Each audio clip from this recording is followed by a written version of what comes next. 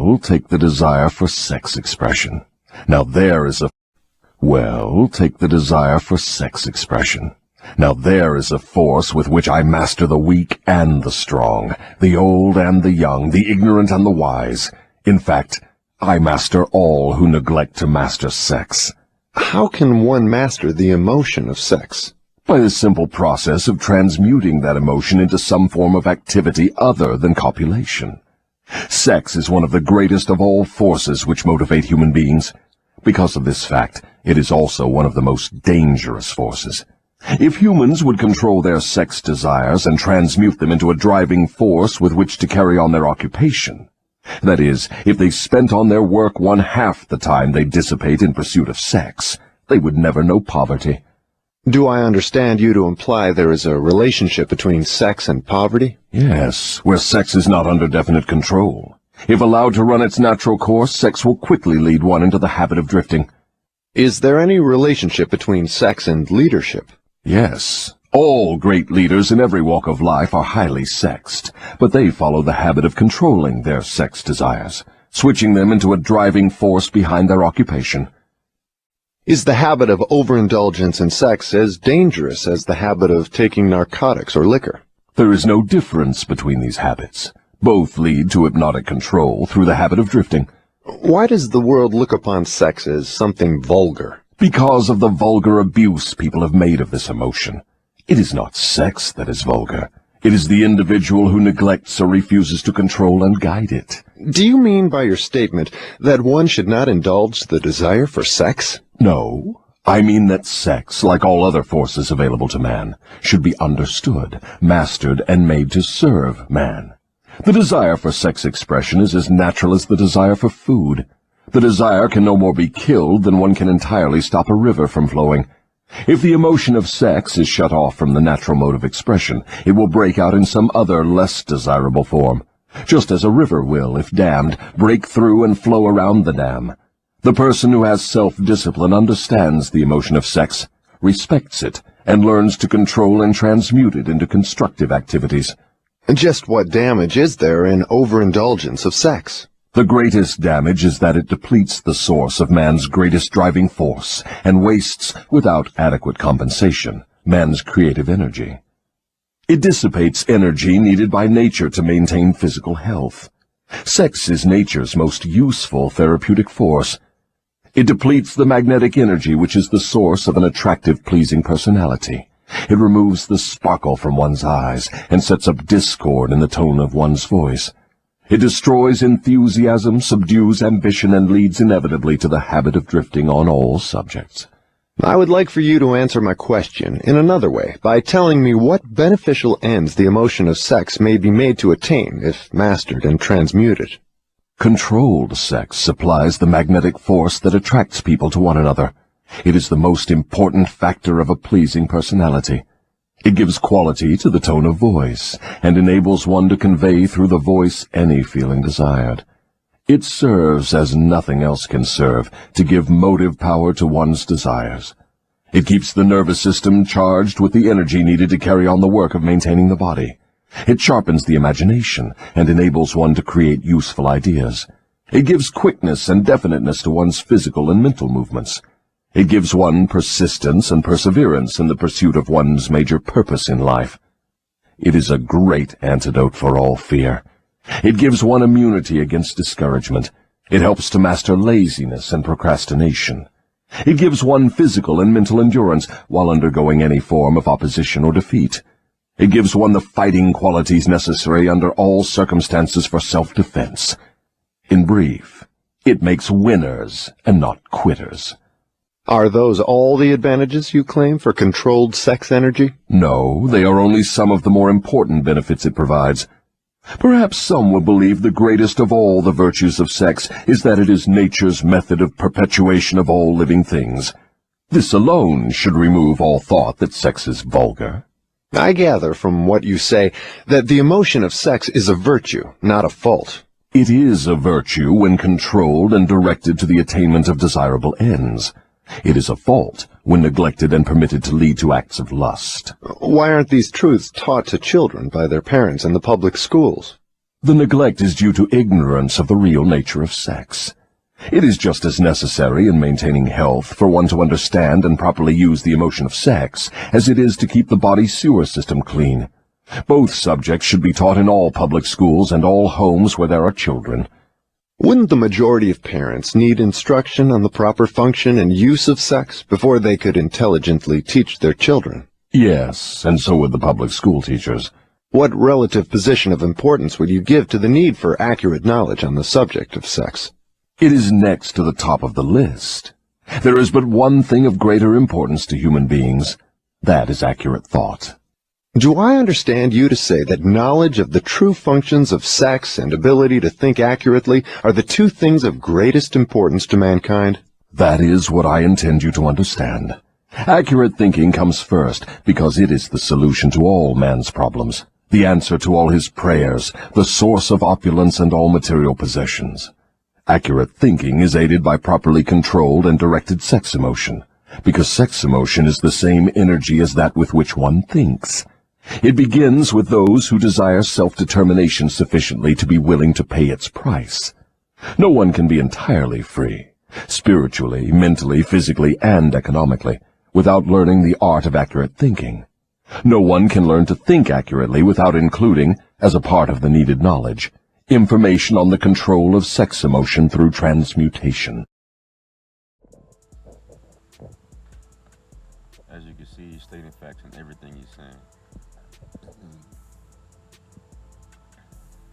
It makes you a winner, not a loser. You see what I'm saying, bro? You see what he's saying? That is a very great book. That's Outwitting the Devil by Napoleon Hill. I recommend you guys read that book, or at least play the audiobook for you guys, something. All it is in that book is just straight facts. Even when he spoke about being in the hypnotic rhythm, that's just having bad or good habits. That's all it is. It's nothing too what?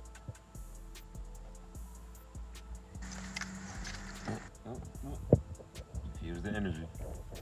She feels the energy. What? Hmm?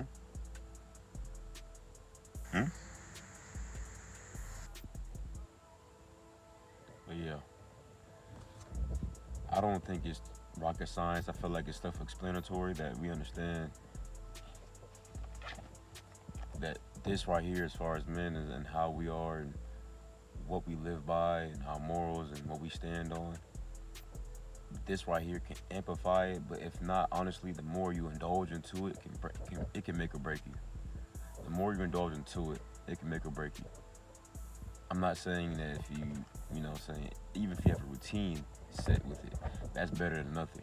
Because if you just overindulge blindlessly every day, you think you're gonna get somewhere far with doing that while doing that shit? Every day you just don't, honestly, every time you feel like you have an urge, you just gotta get it up. You just gotta get it out of you.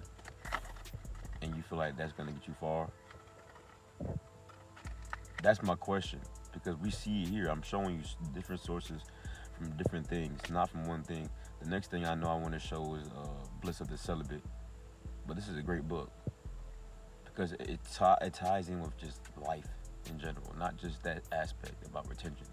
It ties in with a lot more stuff as far as lifestyle and everything. How you are as a human being. That's why I would say you actually to read the actual whole book. I listened to the whole audiobook. I haven't read the hard copy yet. But as far as the audiobook, I listened to the whole 3 hours. That shit right there is a mind-blowing experience when you read that. I'm telling you. It's nothing to play with. I feel like that in itself, right there, all that knowledge within that audiobook or that book, that hard copy, whatever you read, however you read it, can steer your life in the right direction. In the right direction. It can really give you a 180, not a 360, but a 180 turn to the right direction. 360 would be you'd be right back where you at. So a 180 turn into where to the right direction. whatever you perceive is the right direction, right?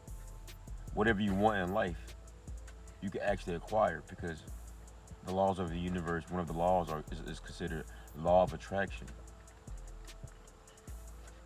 And everybody has the law of attraction within them to attract. But when you retain, you amplify that law. You amplify all laws when you retain your seed. You amplify all laws. One law that I'm very keen on, I understand well, is the law of attraction. That's where you get good luck, good things happening to you, is the law of attraction. And you amplify the law of attraction on retention. That doesn't mean that you don't have the law of attraction until you retain. You have the law of attraction, but you amplify that when you retain your seed for a long, I wouldn't say a long time, but a significant amount of time. You know what I'm saying? A couple of months at least to really amplify that law of attraction. Most people don't even want to do that because they know how long it would take. People know this information already for the most part. It's the fact that they may not know every little gem, every little piece that may put them in fear of how important their seed truly is, how important their God essence really is, their body oil, the legit body oil, not oil that you put on your body for a cologne or whatever, but your actual natural body oil. They don't understand that actually it's like getting an engine, what you call it, oil change on your engine. Getting the oil change, right? As you retaining your seed. You're just cleaning up your engine real quick. You don't have to do it forever, but as far as your life and where it's going, if you want to keep going downhill, then keep doing what you're doing, bro. But if you want to change, then just do a 180, starting with this. This is the first step. I agree with everything that they say. Everything that he was saying was facts. It makes you into a winner. I'm telling you, bro. It helps in different aspects of life. But it's still realistic. It's still reality. So you can't just be out here never playing a day of basketball and then you think you could be better than LeBron James because you retain your seat for 100 days. No, the fuck you can't. That would never happen, dog. You know what I'm saying? Like, let's be realistic with it. Niggas that don't do it think the most outlandish shit. Like, oh, I can fly. I'm over 100 days. I'm gonna fly. Oh, goofy ass up, bro. No, nigga. You will die. You're gonna die. Fuck wrong with you, bro? Like, no, this is what I'm talking about with the guys that never even tried it, but they say shit like that just to make fun of it. When, nigga, it's all within reality. It's all realistic. You're not doing anything hard. You're just retaining your seed, and then you're transmuting it by, if you're already a 9-to-5 worker, just go to fucking work and don't have sex for a minute. Just keep working. If you're a sports player, keep playing your sports at a high level, hard as you can, while retaining. Just don't have sex. We as a community just tell you guys these things like take a cold shower, drink your water, meditate, pray, just to help the urges, bro. It's just to help the urges for real. And of course, it gets more spiritual. So I take that back. I take that back because with meditation and prayer, it definitely heightens a lot of stuff in retention, and it's more spiritual. But for the physical for the physical effects, it's just helping you with the urges when you're doing these things. It's helping you with the urges, so where you can keep going, keep feeling good. Like as a hooper, you wouldn't want to play pain free. As a sports player, you wouldn't want to play pain free. Of course, injuries happen no matter how you put it, no matter what happens. It could be a freak accident. You land funny in a weird way. It is what it is. But for the most part, all those spiritual benefits of God helping you along the way, I guarantee you will have a less amount of crazy freak accidents that happen to you if you're praying and retaining than if you wasn't praying and not retaining it. I guarantee you would have more good luck. You would have the law of attraction. You want to be the best at this thing, then God's not gonna keep having you be injured or to deteriorate you from your passion if you're retaining, praying, because you're amplifying the law of attraction while you're doing both. You're amplifying the law of attraction. Of course, injuries happen, but look what Kobe did. Look what LeBron spoke on it, bro. Matter of fact, I gotta find that video because he had a video where he said, "How are you able to stay this strong and this fast and this athletic at your age, LeBron?" And he said, "Go ahead and ask my wife." You know what I'm saying? If you know, you know. Ask my wife. She's not happy with it, but she knows I gotta do it. And it was all laughing and giggling in the court in the conference room. Half of them ain't know what the fuck he was talking about. But LeBron just exposed. He one of the best basketball players to ever play the game, to ever touch this fucking earth, my nigga. LeBron James retains his seed. What more do I have to say, bro? He retains his seed, goofy ass niggas. LeBron James, nigga. So ain't no goofy shit. Like, it shouldn't be something that's laughed at or niggas make fun of. If a nigga that y'all look up to, every nigga back in high school and shit, middle school, fucked with niggas that wore LeBrons or Jordans. I used to have LeBrons and KDs. You know, KD unconsciously retains too. He's a single man and he don't be clubbing and going out. He just hoops all the time. So he's an unconscious retainer, my nigga. LeBron is a subconscious retainer. He knows that he's retaining his seed. He knows that has benefits. KD may not understand it, but he's getting benefits regardless. Because he's not worried about hoes. He literally plays basketball all the fucking time. He don't even really work out. He just plays basketball all the time.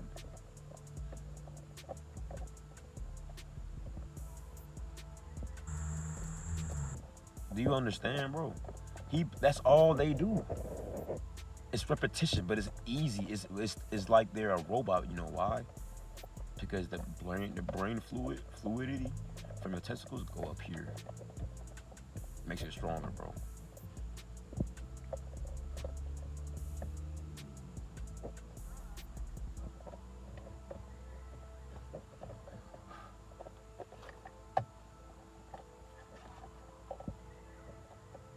Does that make sense?